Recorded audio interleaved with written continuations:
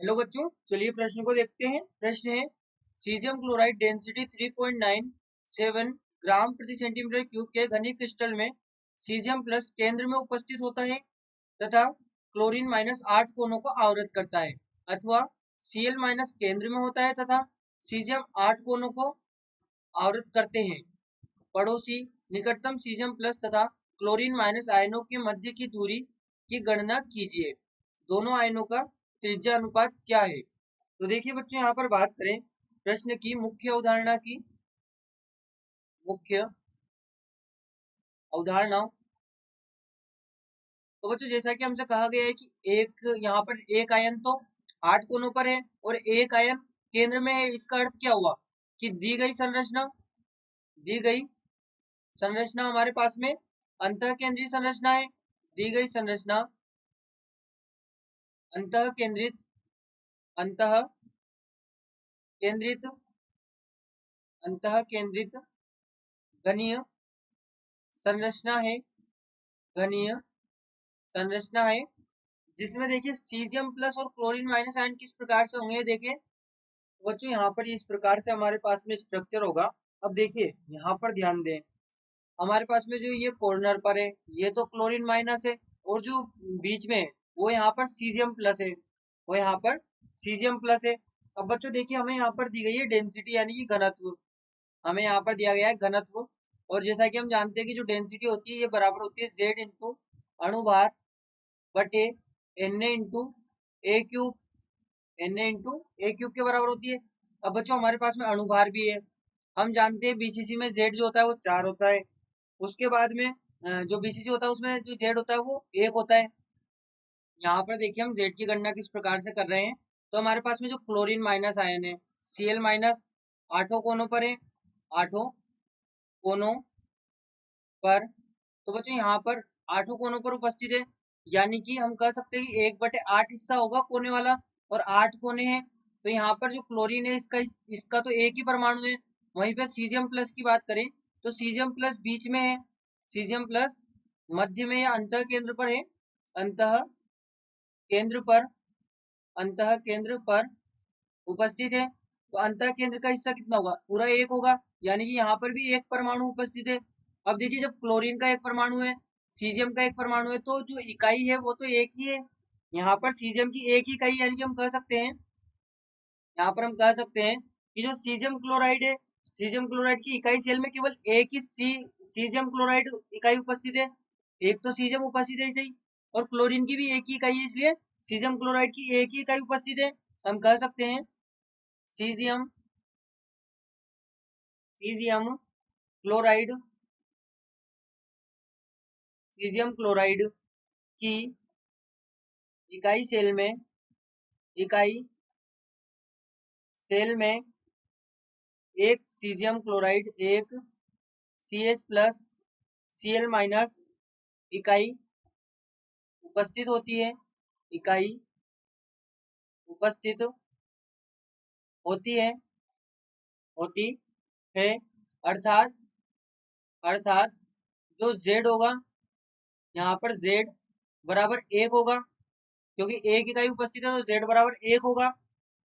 अब देखिए अणुभार भी हमारे पास में है, डेंसिटी भी हमें दी गई है, Na भी हमारे पास में। तो हमें यहाँ पर गणना किसी करनी है?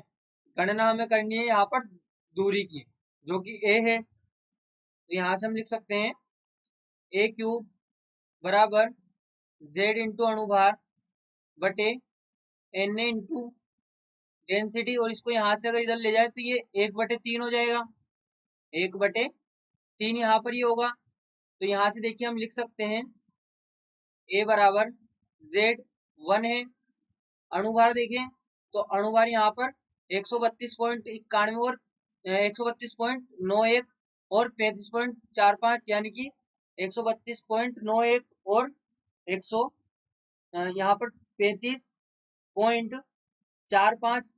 तो देखिए जब इसको यहाँ पर हम गणना करेंगे तो ये हमें प्राप्त होगा 63861, यानी कि 168.36 168.36 बटे Na। अब Na हमारे पास में क्या होता है हमें पता है, जो Na है ये होता है 6.023 इंटू 10⁻23 इंटू डेंसिटी। अब बच्चों डेंसिटी क्या होगी, डेंसिटी हमें यहाँ पर दी गई है 3.97 ग्राम प्रति सेंटीमीटर क्यूब। यहाँ पर हम लिख सकते हैं 3.97 और ये सेंटीमीटर क्यूब में, ग्राम प्रति सेंटीमीटर क्यूब में यहाँ पर हमारे पास में है, और ये पूरे की पावर 1/3। अब यहाँ से देखिए हमारे पास में जब हम इसको गणना करेंगे तो ये हमें प्राप्त होगा A बराबर, यहाँ पर ये होगा 168.36 इज डिवाइड बाय 23.91 इंटू, अब ये 10⁻23 है हमारे पास में, 10⁻23। तो यहाँ से हम देखिए इसे इस प्रकार से लिखे, हम क्या करेंगे, हम यहाँ पर लिखेंगे 2.391 2.391 इंटू 10⁻24 कर दें, ताकि हम जो 1/3 यहाँ पर है इसकी घात, इससे हम इसका जो यहाँ पर क्यूब के रूप में हम इसको हल कर पाएंगे। तो देखिए यहाँ से जब इसको गणना करेंगे तो यहाँ पर ये हमें प्राप्त होगा, जब ये इससे कैंसिल होगा तो देखिए यहाँ पर हमें प्राप्त होगा A बराबर 70.41 इंटू 10⁻24 और इसकी पावर पूरा 1/3। तो बच्चों यहाँ से जब हम इसको हल करेंगे तो ये हमारे पास में होगा 4.37 इंटू, अब यहाँ पर ये 1/3 था इसकी घात, तो सेंटीमीटर की घात भी इससे कट जाएगी। तो यहाँ पर ये हमारे पास में हमें जो उत्तर प्राप्त होगा सेंटीमीटर में प्राप्त होगा, यानी कि इंटू 10⁻�8, 24 हमने किया था तो -8 हो गया।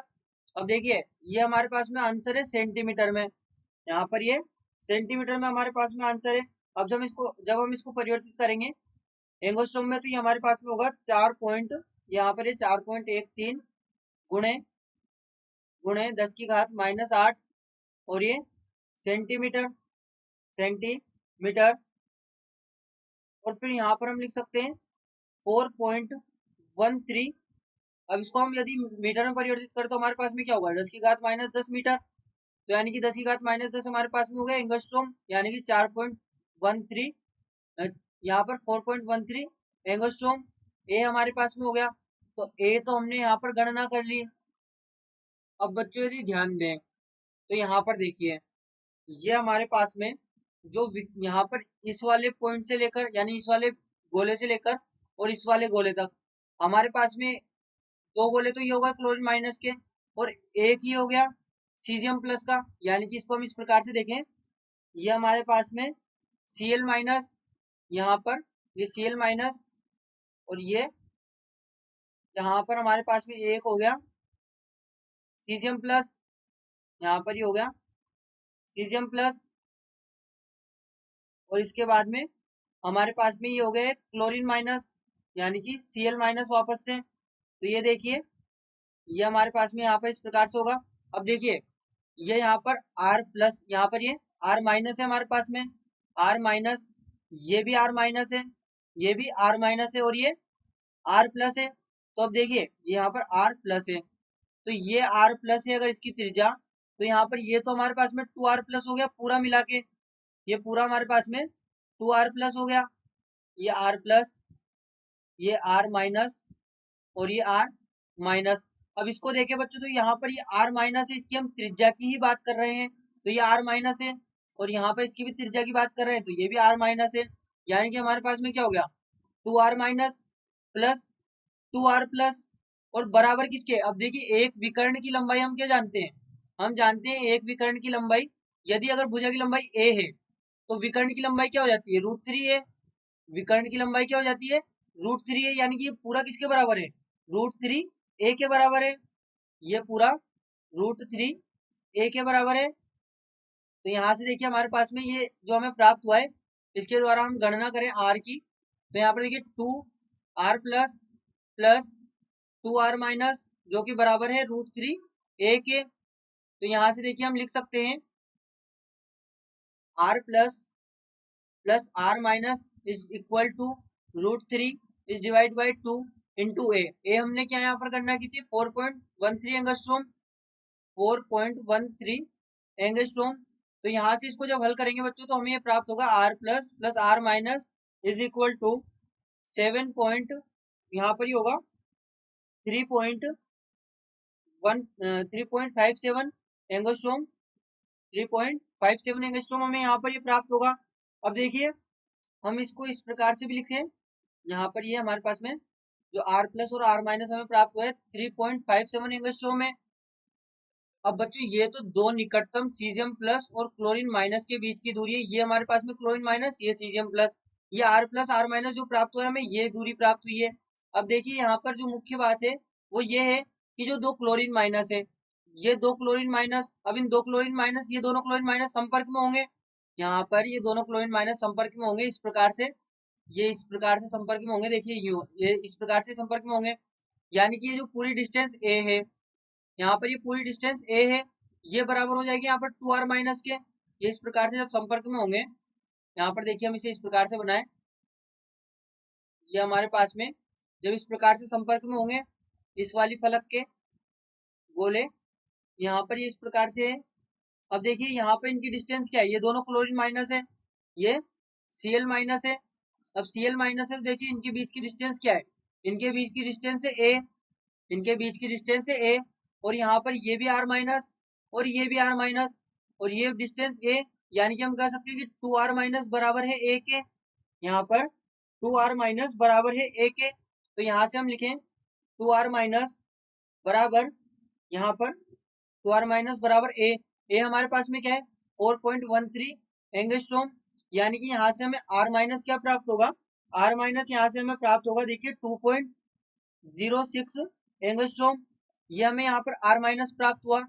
अब R प्लस हमारे पास, R प्लस R माइनस का हमारे पास में पहले से यहाँ पर है, तो यहाँ पर हम लिख सकते हैं R प्लस बराबर 3.57 माइनस R माइनस हमें 2.06 प्राप्त हुआ है जो कि पूरा एंगस्ट्रॉम में है। तो बच्चों यहाँ से जब इसको हल करेंगे तो R प्लस हमें प्राप्त होगा 1.51 एंगस्ट्रॉम, 1.51 एंगस्ट्रॉम हमें प्राप्त होगा। तो यहाँ से हमें कहा गया था रेशो, अब रेशो की जब गणना करेंगे, जब हम त्रिज्या अनुपात की गणना करेंगे तो ये हमारे पास में होगा R प्लस बटे R माइनस। अब R प्लस कितना है हमारे पास में, R प्लस है 1.51 और R माइनस कितना है 2.06, और एंगस्ट्रॉम में तो एंगस्ट्रॉम तो कट गया, तो यहाँ पर जब इसको गणना करेंगे तो ये होगा 0.73, और यही हमारे प्रश्न का अंतिम उत्तर होगा, यही हमारे प्रश्न का अंतिम उत्तर होगा। यहाँ पर ये हमारे पास में R प्लस था, यहाँ पर ये R प्लस बराबर 1.51 एंगस्ट्रॉम, R प्लस बराबर 1.51 एंगस्ट्रॉम, ये हमारे पास में R माइनस, ये R प्लस, और इनका रेशियो यहाँ पर हमने ये निकाल लिया। तो बच्चों आशा करते हैं आपको प्रश्न समझ आया होगा। धन्यवाद।